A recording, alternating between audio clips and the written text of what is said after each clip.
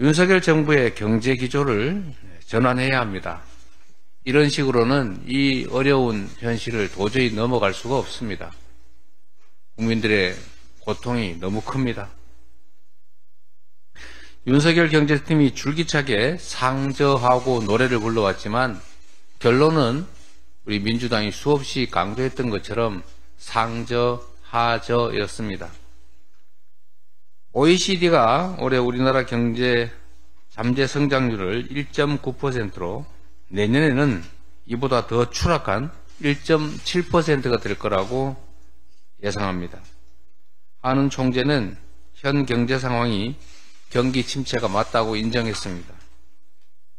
그런데 이조차도 국민이 실제로 겪고 있는 고통에 비하면 결코 제대로 반영하고 있다고 하기 어렵습니다. 정규직, 비정규직 간의 임금 격차는 더 벌어지고 있습니다. 실질소득은 고물가로 줄어들고 있습니다. 건설업 중심으로 임금 체불도 급증한다고 합니다. 대출 돌려막기조차 불가능해진 자영업자 여러분들이 너무 힘듭니다. 누구 하나 힘들지 않은 국민이 없을 지경입니다.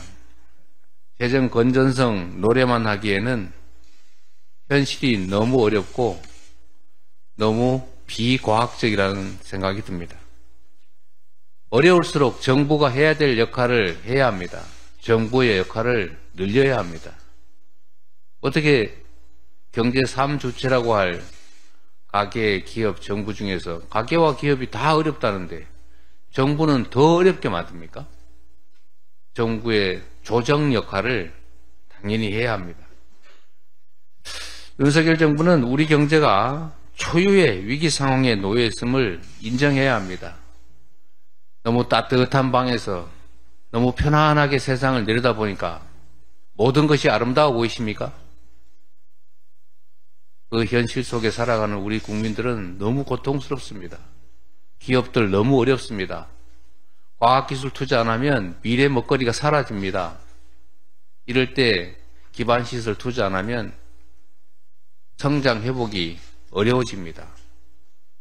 조금 더 생각하고 조금 더 연구하고 조금 더 현장성을 살려야 합니다. 외국에 나가서 해외 문물을 익히고 교류하는 것도 물론 중요합니다. 그러나 우리 5천만 아니 우리 대한민국 국민들만 생각하더라도 이 어려운 삶을 제대로 챙겨보기를 정말 권유드립니다. 한번 가보십시오. 그냥 사진 찍기 위해서가 아니라 실제로 우리 국민들께서 얼마나 어려운 상황에 처해 있는지를, 경제 현실이 얼마나 어려운지를 한번 직접 체험해 보시기를 권유드립니다. 경제의 기초 체력인 잠재 성장률이 처음으로 1%대로 떨어졌습니다.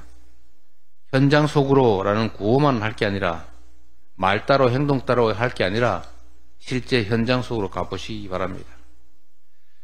문제를 제대로 진단하고 경제 기조를 전면 수정해야 합니다. 우리 민주당도 협력하겠습니다. 지금 정부의 선택에 우리 대한민국의 미래가 달려 있습니다. 우리 국민들의 삶이, 생존이 달려 있다는 생각을 해주시기를 다시 한번 당부드립니다.